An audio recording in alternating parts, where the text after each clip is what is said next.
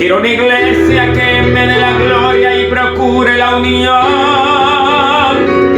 Yo quiero una iglesia que sane al herido, que rompa cadenas, liberte al cautivo, que aclare la mente al que está confundido y que hable verdad. Aleluya. Bueno, vamos a empezar con la primera pregunta, pero antes, hermano Gary Lee, queremos darle la bienvenida. Muchas gracias por estar aquí una vez más con nosotros. Muchas gracias, hermano Carlos. Es una bendición de verdad que estar aquí. Íbamos a llegar mucho más temprano, pero no podemos, sabemos de las tormentas que llegan de repente. Íbamos a llegar ayer. La tormenta esa que pegó ayer en Texas, que no nos dejó, está pegando aquí ahora en Atlanta, Georgia. Pero aquí estamos, es una bendición estar aquí con el pastor Antonio Manzogo y con el hermano Carlos y con cada uno de ustedes. Y bueno, siempre es una bendición. Ahora me acompaña mi esposa Claudia, que es mi compañera preciosa de casi 34 años de casados. Amén. Claro, muy contentos. Mi esposa Claudia ya está atrás. Dios les bendiga. Bueno, de igual manera quisiéramos agradecer en primer lugar a todos los invitados que se encuentran en medio nuestro. Vinieron hasta por ahí cerca de Savannah, Georgia. Glorificamos al Señor por el pastor y su iglesia. Y de igual manera también mi amigo Gary Lee, sea bienvenido nuevamente a la ciudad de Atlanta. Hermana Claudia, muchísimas gracias, es un privilegio. Y creemos que con su presencia, yo creo que Gary Lee se va a portar bien hoy.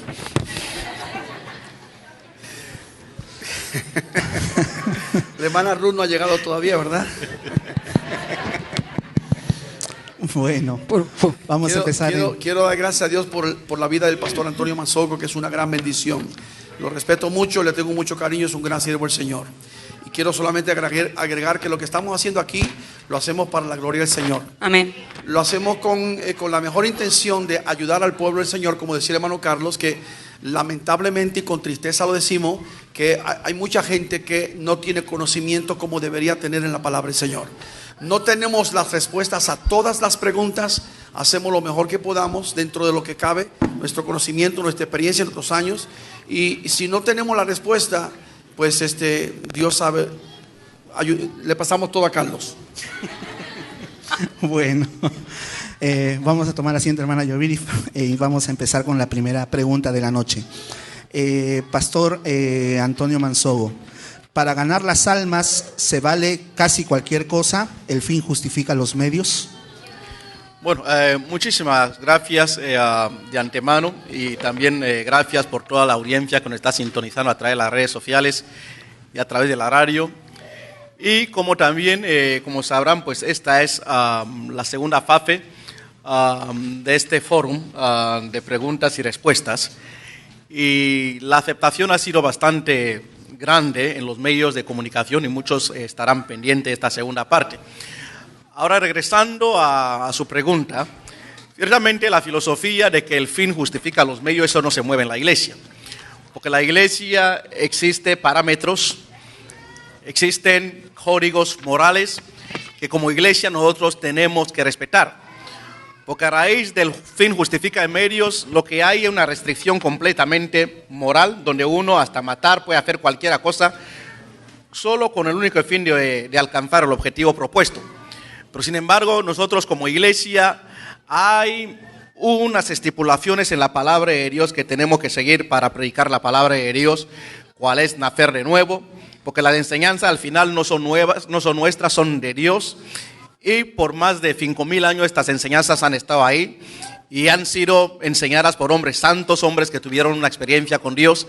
Entonces la iglesia, como la institución que representa a Dios sobre la faz de la tierra, tiene que tener alturas de moral, alturas de comportamiento en todos los aspectos.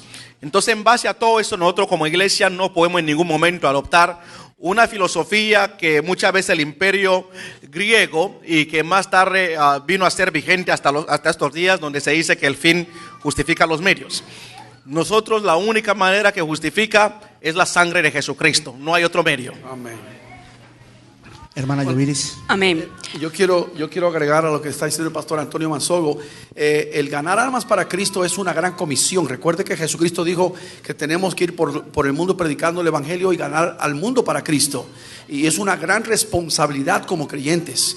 Nosotros hoy en esta generación estamos contemplando, por ejemplo, el ejército islámico, el ISIS o ISIL como le llaman, que ellos están obligando a la gente a convertirse al Islam. Y si no lo hacen, les cortan las cabezas, los crucifican, los queman en público y los obligan. Nosotros no obligamos a nadie a entregarse a Cristo. Nosotros entregamos el mensaje y es voluntario que la gente lo reciba o lo rechace.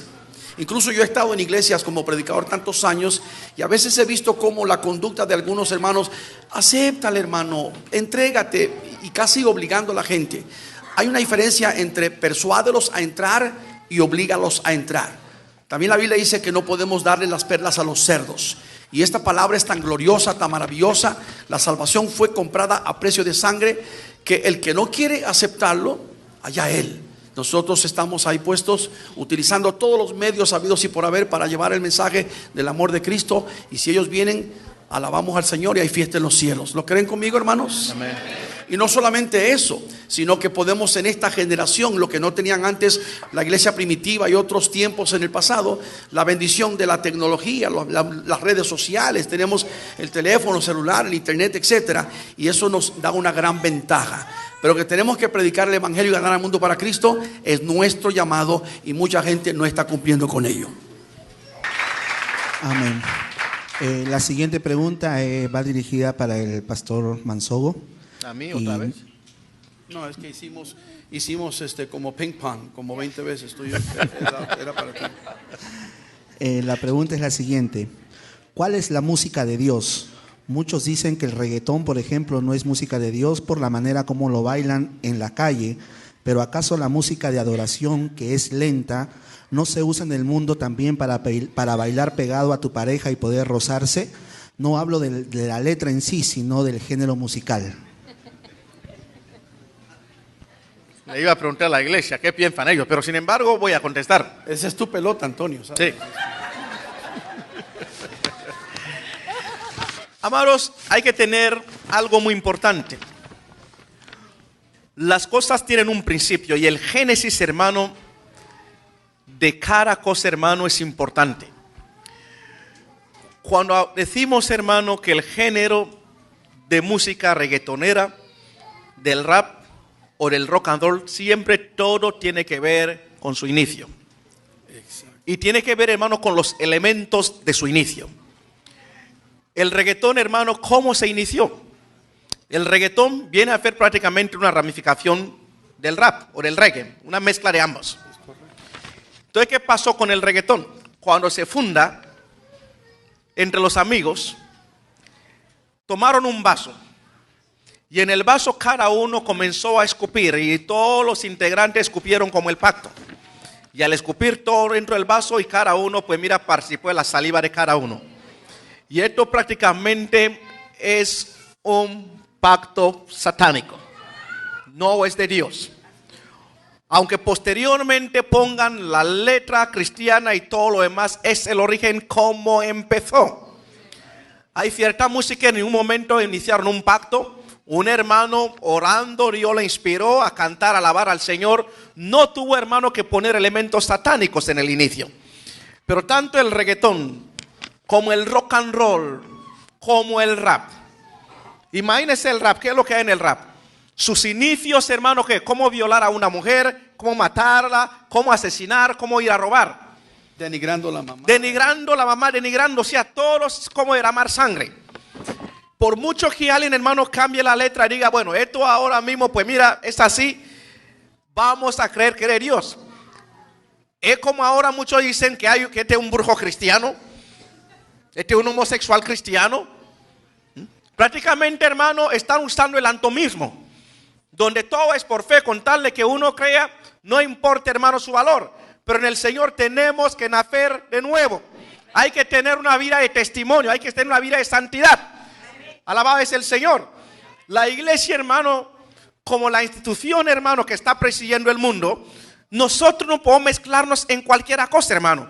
Somos la imagen de Jesucristo. Y la Biblia dice que nosotros tenemos la mente de Cristo. Y la mente de Cristo, hermano, no se pone a ensuciarse, hermano, en una música que no es de Dios. Ahora, ciertamente, como dije, no es el ritmo. Porque hay los que piensan que porque la música sea suave es de Dios. Hay música suave que no es de Dios tampoco. Y hay música rápida que es de Dios también. Pero mira, para saber si la música es de Dios, y termino con esto, cuando escuches la música, vea si esa mente, hermano, cuando la estés escuchando, si esa música lleva tu mente a adorar al Señor, a humillarte, hermano, a levantar tu mano, a engrandecer el nombre del Señor, vas a entender que es la música de Dios. Pero si esa música, mientras la estás escuchando, hermano, te lleve la mente, hermano, a la lascivia, hermano, te lleve la mente a la discoteca, entonces entenderá que el espíritu que está operando en esa música, aunque hable de Dios, nunca fue de Dios. Amén, estoy de acuerdo. Un aplauso al Señor por eso.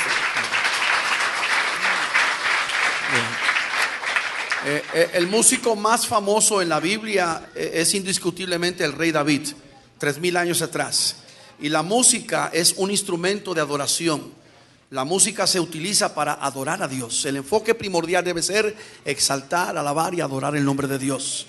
Incluso se reconoce que cuando David era rey de Israel, mandaba a reunir 20 a 30 mil personas en la cima del Monte de los Olivos a las 3, 4 de la mañana para recibir la llegada del nuevo día con adoraciones al nombre del Señor. Ahora, con respecto a qué clase de música, si lenta o rápida, como hemos tenido el privilegio para la gloria del Señor de viajar por tantos países, si tú vas por ejemplo a Puerto Rico, República Dominicana, vas a Colombia, Venezuela, la música de allá no es la misma que la música de México, o más abajo al Suramérica, que la música chilena o ecuatoriana. Va cambiando de acuerdo a la cultura, a las costumbres, ¿no? El ritmo, el movimiento. Pero mientras, como decía el pastor, sea una música que te encauce, que te lleve a bendecir el nombre del Señor, es una música que entonces es de Dios. Fuera de eso, hermano mío, la música no debe ser sensual ni carnal. Y lamentablemente hoy en muchas iglesias, hasta las hispanas tremendamente, están metiendo toda clase de música carnal y pagana. Y la gente tiene que entender que la música es para bendecir y adorar el nombre del Señor. Amén. Ok, la siguiente pregunta. ¿El alma es la única que se pierde o también se pierde el espíritu? Explique, para el evangelista Gary Lee. Esa pregunta es bastante fácil porque la palabra dice que el espíritu, cuando una persona muere, bueno, la palabra dice en Hebreos 9:27, está establecido que el hombre muera una sola vez y después el juicio. Pero cuando una persona muere, dice la palabra que el espíritu vuelve a Dios quien lo dio, el polvo vuelve a la tierra de donde era, y el alma, ahí es donde está la cosa. El alma, dependiendo de cómo tú viviste tu vida o si tú le entregaste tu corazón al Señor, tu alma se va a perder para siempre o se va a salvar para siempre. Pero el alma jamás muere, jamás. El alma existe eternamente. Jamás. Hay algunos, por ejemplo, que como Steve Jobs, el que estaba al frente y el fundador de Apple, ¿no? La compañía grande. Él mandó que cuando él murió, que lo mandaran a quemar como en un rito pagano. Entonces, algunos comentarios que se dice de él dice, pues me muero y se acabó todo, termina en la vida. O sea, y mucha gente piensa así, es la filosofía de ellos. Si se acaba todo aquí, ya no hay nada más. Y es lo que no saben ellos, que hay una eternidad que nunca se acaba, o con Dios o sin Dios. El alma. Amén. Sencilla esa. Le toca al pastor. Le toca al pastor. Pastor Mansogo, ¿bajo qué rama de teología radica el estudio del inglecrecimiento? Menciona algunas bases bíblicas y teológicas, y si puede mencionar algunos versículos bíblicos también sería muy bueno. Wow. Bueno, inglecrecimiento, hermano, fue el doctor Juan Weisfeld, el primero que ramó, o sea, que prácticamente preparó la teoría del inglecrecimiento. Inclusive tuve el privilegio de tenerle aquí con nosotros, estuvo conmigo en la radio. Y el crecimiento, lo único que, como dice ahí, es el crecimiento, que lo que es, hermano, un estudio de principios bíblicos para hacer las iglesias crecer. Ahora, la palabra de Dios, hermano, nos dice que ir por todo el mundo y hacer discípulos a todas las naciones. Es la voluntad del Señor que la iglesia crezca. De no hacer esa la idea, los apóstoles hubiesen creado ¿dónde? En Israel, no hubiesen salido.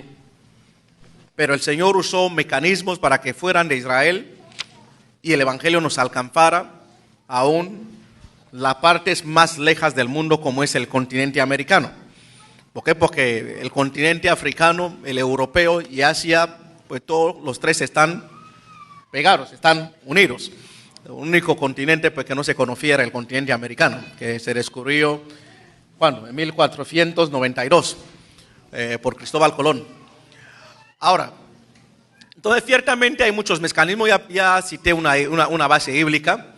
Entonces el propósito del crecimiento, hermano, es tratar de preparar una iglesia nuevamente misionera, no una iglesia sedentaria.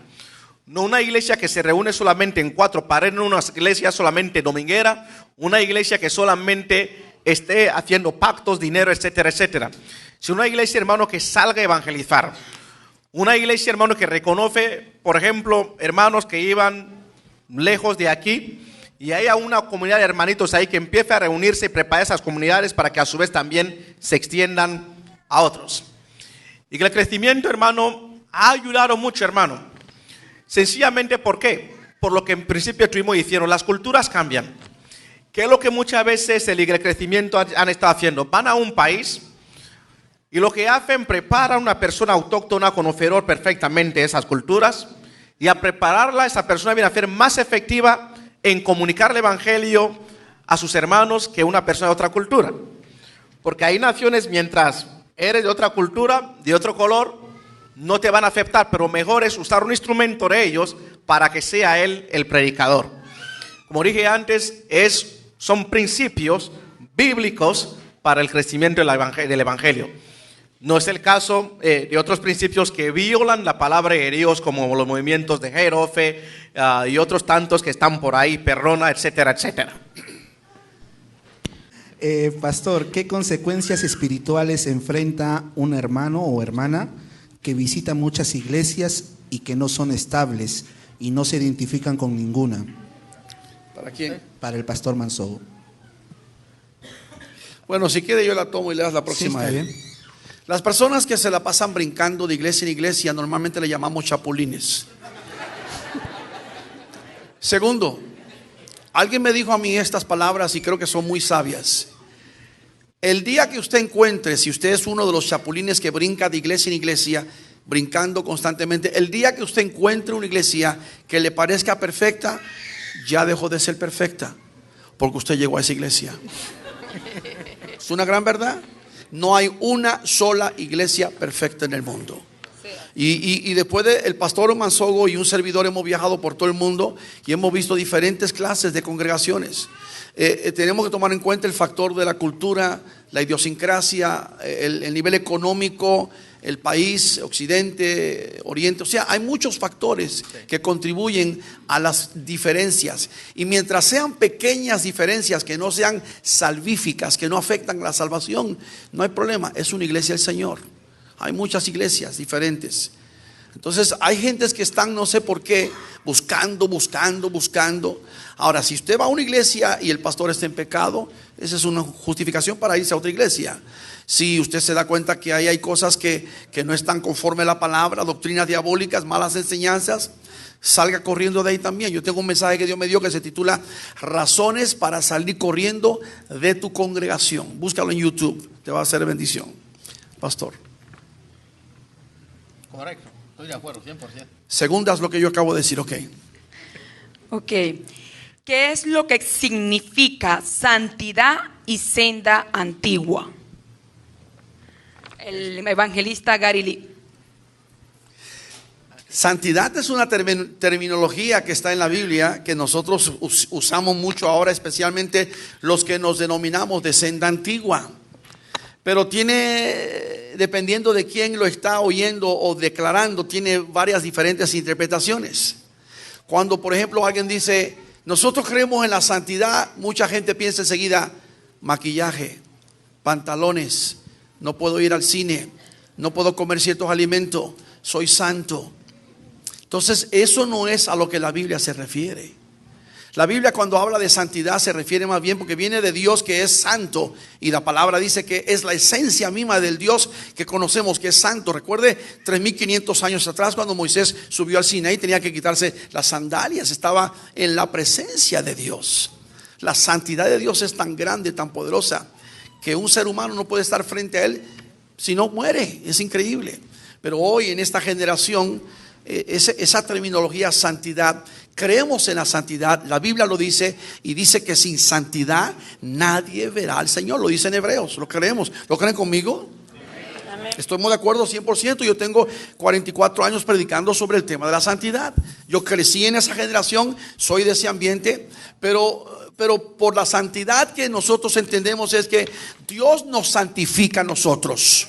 O sea, yo soy santo porque entregué mi vida a Cristo, porque vivo para Él y yo camino en la presencia de Dios. Ahora, en el aspecto de que santidad, de que tú te esfuerzas por santificarte, no hay nada que tú puedas hacer para lograr una santidad esforzándote, porque si no estamos cayendo, yo creo que en obras. Y no dice Efesios que no por obras para que nadie se gloríe. Entonces, ¿qué pasa? Que la iglesia contemporánea lamentablemente se ha metido en ese tema de la santidad y algunos tienen que ayunar 3 veces por semana, orar 7 horas al día, y tenemos que hacer esto y 20 vigilias al mes y tenemos que la santidad. Entonces pensamos que eso es, y la gente se está esforzando y haciendo. Entonces, ¿qué se supone? Que entonces los que no pueden ayunar, los que no pueden orar, o no como usted, tal vez ya no son tan santos. O tal vez usted viene de una persona que piensa que, ay hermano, pero es que si se pone maquillaje y usted ya no es santa, o si se pone unos pantalones ya no es santo. Hay muchos malentendidos con este tema de la santidad. Tenemos que ir a la Biblia para ello. ¿Qué dices, Pastor Antonio? Sí, es un tema bastante complejo y yo creo que se requiere mucha madurez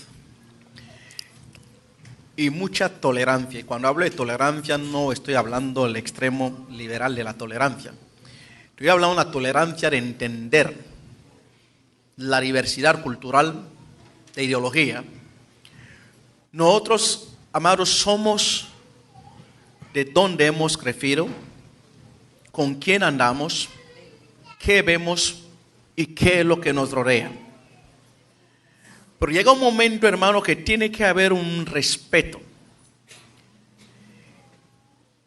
Hay iglesias que enseñan algo diferente, que de repente tienen normas internas o políticas internas que no son doctrinas. Y le llaman santidad. Y lo han llamado santidad. Entonces mi deber como pastor, aunque yo no tenga las mismas normas internas, que esa es la palabra correcta, por la ética, por el respeto de entender la diversidad y operación del Espíritu Santo en el cuerpo de Cristo, respetarlo. Aunque no lo haga, si el Señor así les reveló que no pongan pantalones, yo tengo que respetar eso. No sé si me están entendiendo. Y lo mismo, o sea, si van a una iglesia y las hermanas están poniendo pantalón, tener la madurez suficiente de entender, hermano, tienen que respetarlo. Porque poner o no poner pantalón, eso no es doctrina. Es más bien reglamentos o políticas internas, hermano, dentro de cada iglesia. El otro aspecto, amados, repito, el otro aspecto.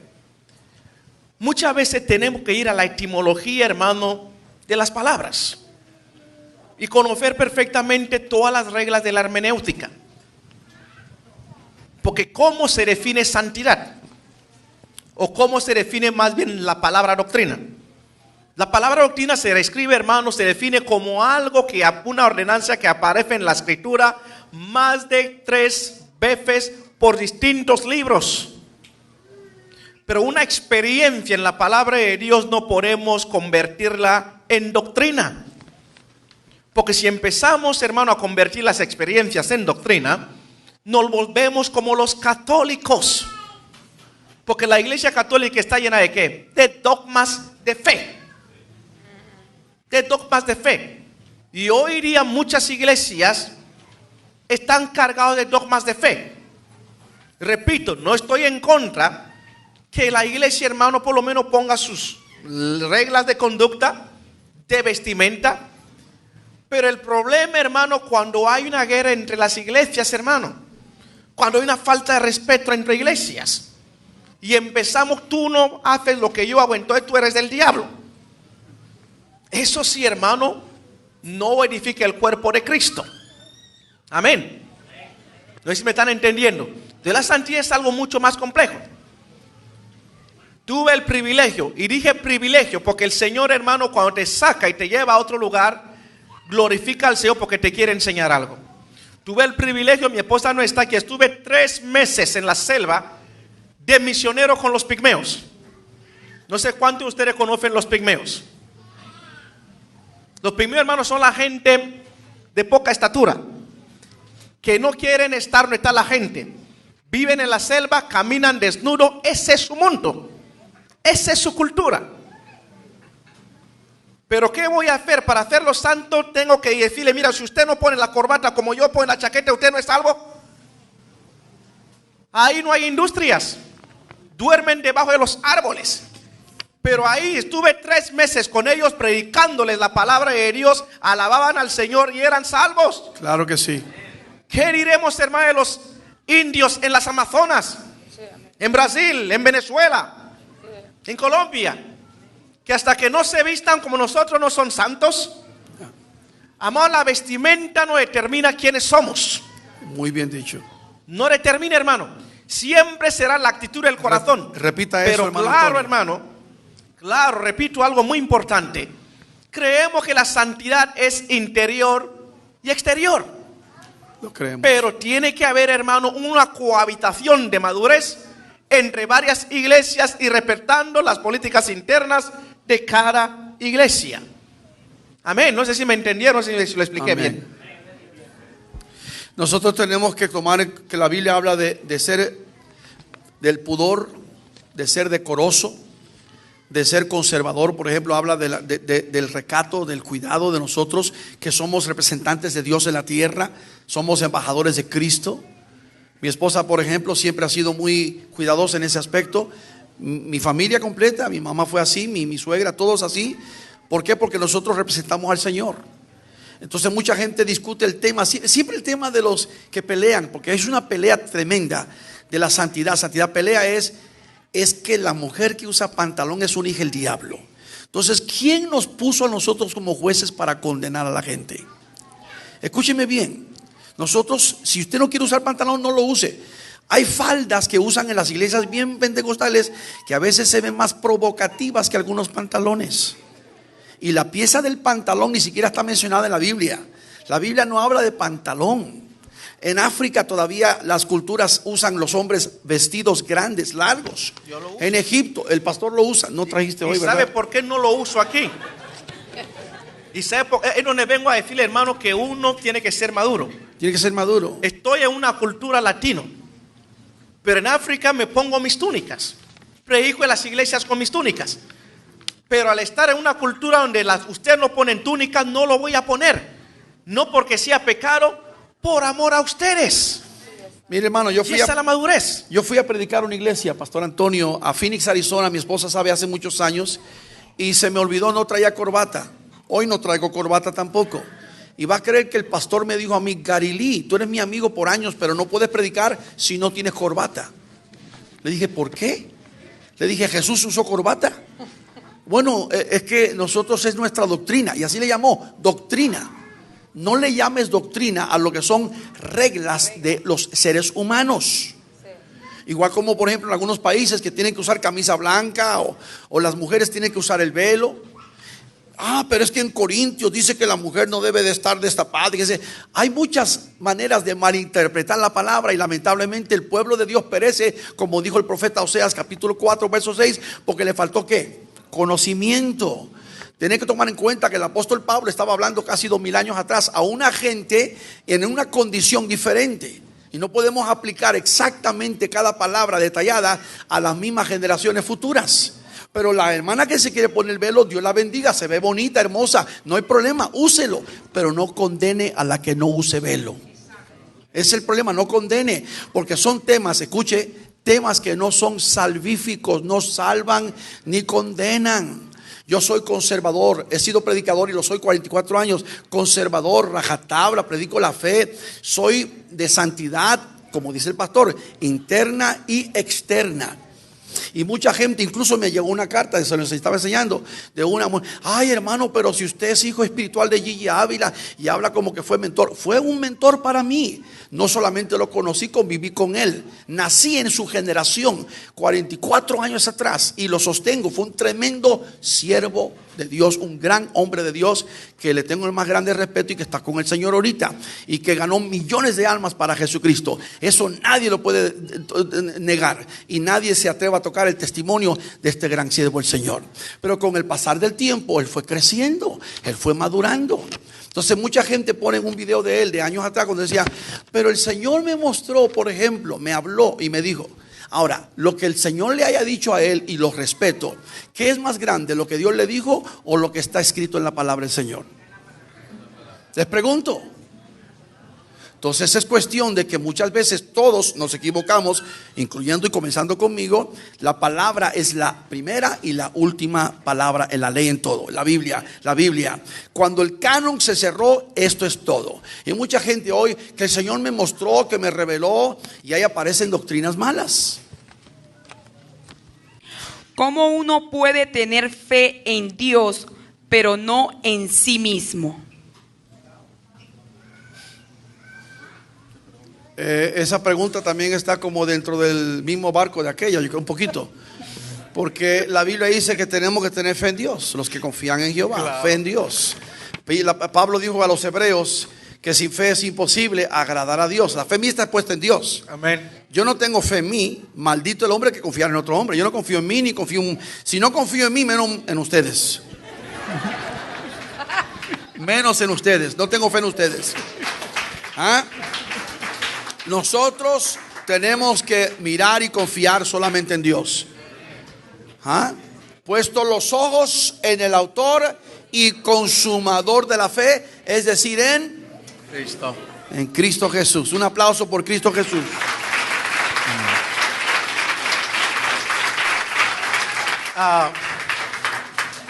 Es muy importante, iglesia, y la audiencia que nos está escuchando y aquellos que estarán viendo este video donde quiera que alcance.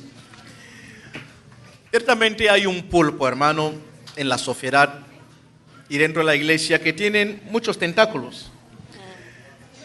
Una de las cosas que nunca se perdió dentro de lo que fue la hegemonía de Grecia fue, hermano, su filosofía.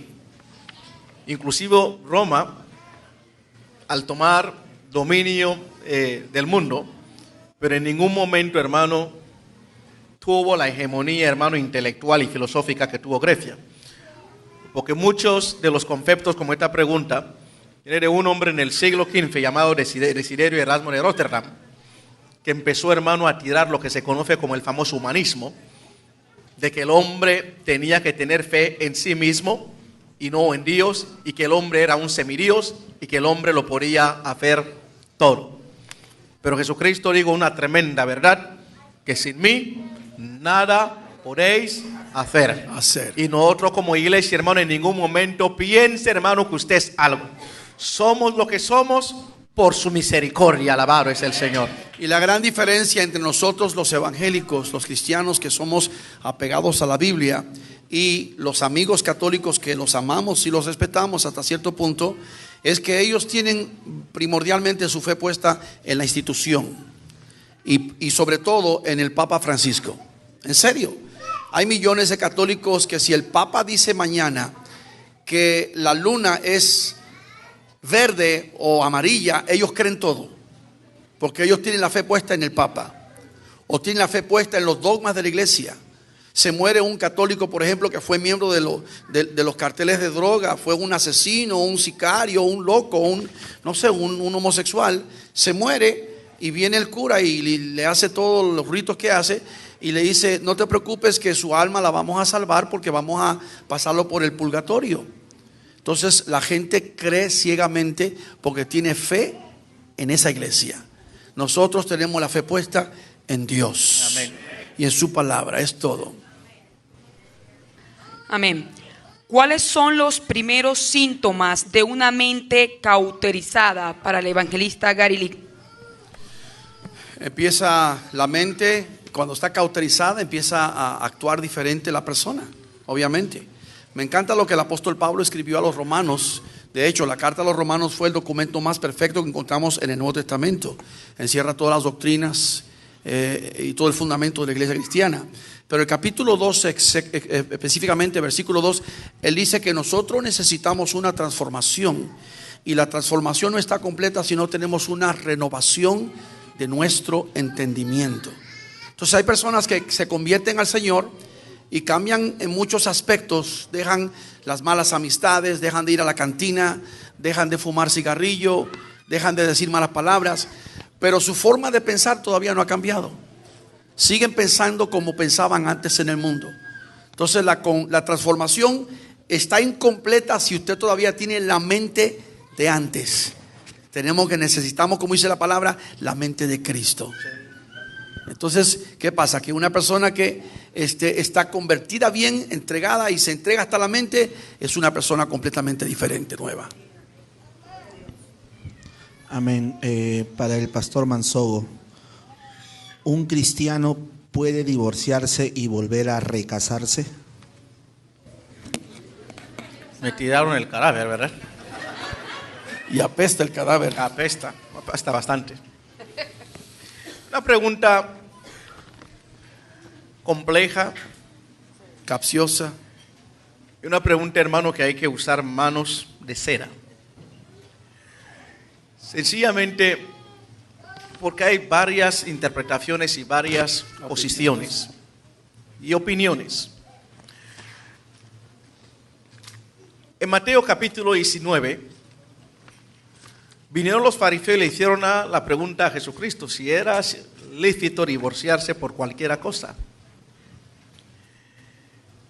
El Señor magistralmente fue al origen, al comienzo de todas las cosas, y él dijo que en el principio no fue así, porque el principio, el que los unió para siempre, para que el hombre no los separe. Ahora, esta parte de las Escrituras tenemos que reconocer primero el autor, hermano, que habla de esa experiencia. Porque los 4 evangelistas, el único que habla de esta experiencia fue Mateo. Marcos no habla de esta experiencia, ni tampoco Lucas, ni Juan.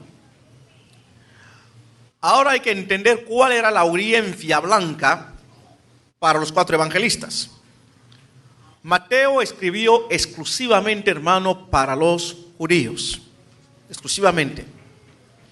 De hecho, en el capítulo 1 empieza a hablar de ¿qué? De genealogía. Pero ni Marcos, ni Juan, ni Lucas no hablan de genealogía, porque era una audiencia diferente, la audiencia griega, romana, los gentiles, etc. Y ellos retardaron otra vez por qué Moisés permitió y dio carta de divorcio. Y la respuesta del Señor fue: por la dureza de vuestros corazones. Existe la voluntad permisiva de Dios y la voluntad perfecta de Dios. Pero algo quiero que quede bien claro hoy. Ninguno de nosotros estamos caminando en la voluntad perfecta de Dios. Decir tal cosa, hermano, es uno declararse casi santo. Que no necesita, hermano, que el Señor lo santifique y lo perdone todos los días. La mayor parte de nosotros estamos caminando en la voluntad permisiva de Dios. Y Dios no nos consume. Dios tolera muchas cosas. Ahora, la Biblia dice que el único pecado, hermano, imperdonable es la blasfemia contra el Espíritu Santo. Pero lamentablemente la iglesia llega a una posición hoy día que la mujer divorciada o el recasado o la recasada cometió el pecado, hermano, como la blasfemia contra el Espíritu Santo, que ya no tiene más remedio. Porque la iglesia decimos: no, usted ya no tiene remedio, no tiene remedio ya, lo sentimos. En Jesucristo hay remedio para todos. Dios tiene perdón, restauración para todo aquel que viene a Él. Ciertamente, en la iglesia hay gente siendo cristiano, hermano, han cometido muchos pecados en la iglesia. Adulterios, fornicación. No con eso les decimos, mira, ya se acabó, usted ya no tiene salvación. El momento que tal persona se levanta y busca al Señor, alcanza el perdón. Entonces, si un cristiano, hermano, su voluntad permisiva de Dios decide casarse, hermano, tal persona no podemos decir que está condenada, que no tiene salvación. Porque hemos venido a un momento, porque la Escritura no da a lujo de detalle qué es lo que hay que hacer con tal persona. Pero nuestra posición siempre he dicho es restaurar, en ningún momento condenarlos, acercarlos al Señor. Nos hemos encontrado con situaciones, hermano, y a mí en particular nos pasó, de un hombre, hermano, que estaba con su segunda esposa, se había divorciado hace mucho tiempo. El hombre tenía cerca de 70 años, hermano, ya, con nietos hasta bisnietos. Y llegó el pastor y les digo, mira, que tu segunda esposa no, tiene que dejarla, porque tiene adulterio. Nietos, hijos, más de 40 años de matrimonio. ¿Qué piensan ustedes? ¿Eso es de Dios? En ningún momento. Y algo claro tengo que decirles hoy, porque muchas veces hay que enseñar bien a la iglesia las costumbres.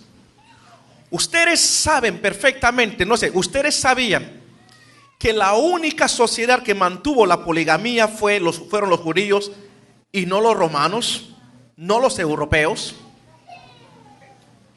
¿Sabías, hermano, que David fue un polígamo?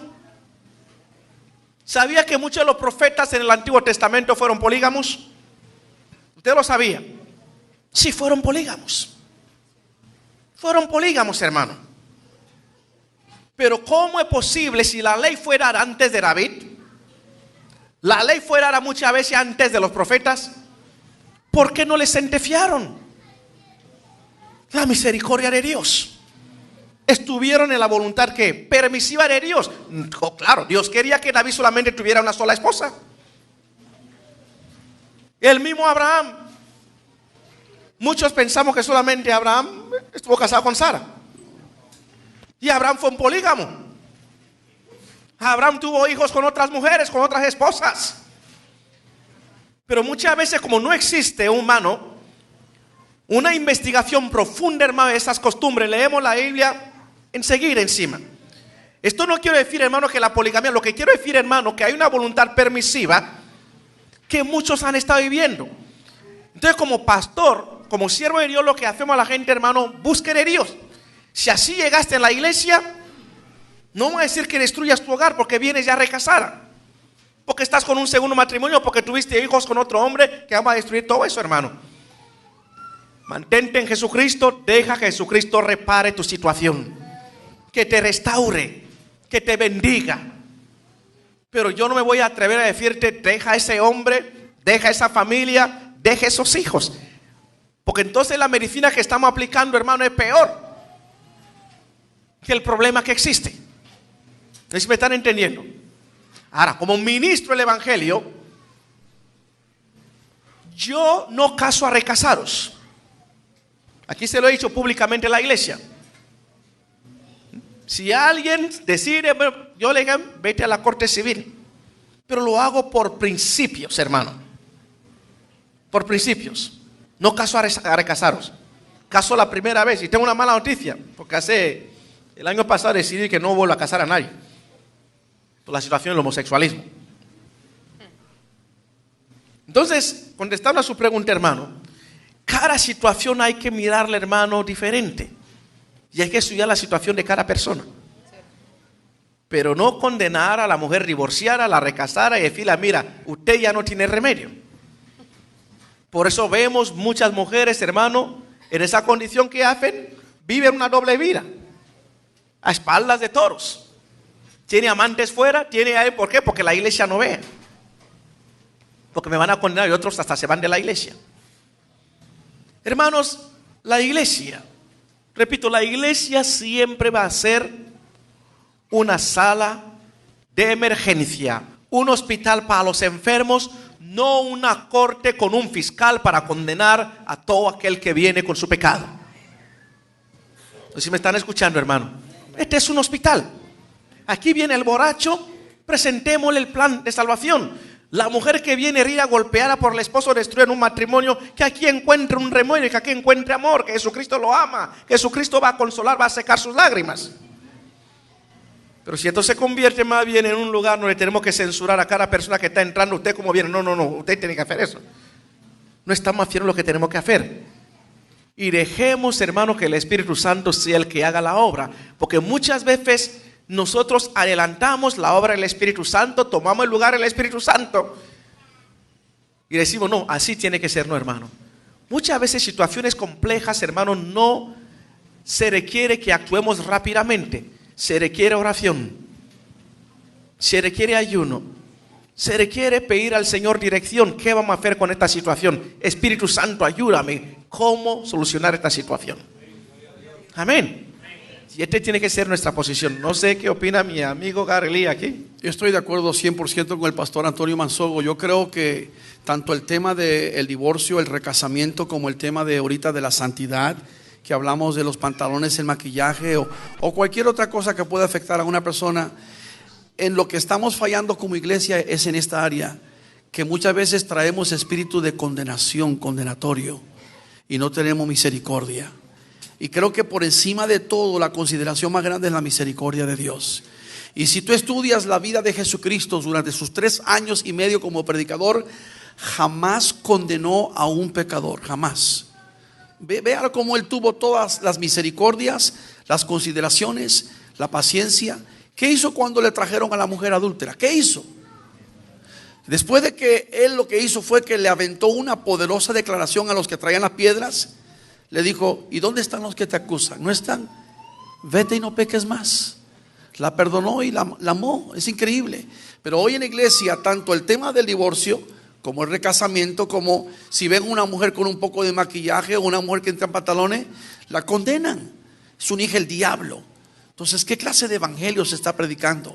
Y no me malentienda, el pastor Antonio Mansogo y un servidor somos conservadores, rajatabla. Somos de la generación de la santidad interna y externa. Creemos en el decoro, la modestia, el pudor. Pero por favor, no vamos a condenar a la gente. A veces hay corazones, hermano, que nada más Dios conoce, de una mujer que usted la ve por afuera, pero no conoce el corazón de ella por dentro. ¿Ah? Y viene alguien y la condena. Había un evangelista que llegó a Texas, no voy a mencionar su nombre, que cuando veía a una mujer que traía un poquito de pintura en los labios, le decía así, ¿traes sangre? ¿Te cortaste la boca? O sea, eso es una ofensa, aparte de un atrevimiento tocar la boca de una mujer. Hasta que un pastor, después te platico en privado quién fue, lo corrió de la iglesia. Es increíble. Esa es una falta de amor y misericordia. No creo que Jesús predicó ese evangelio. ¿O ustedes creen que predicó ese evangelio? Somos de sana doctrina, somos de senda antigua, somos conservadores, somos la vieja guardia.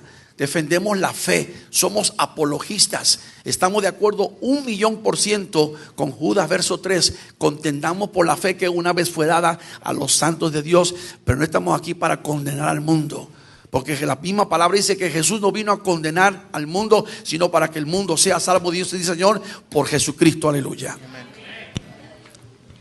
Siguiente pregunta para el evangelista Gary Lee. ¿Quién creó a Dios?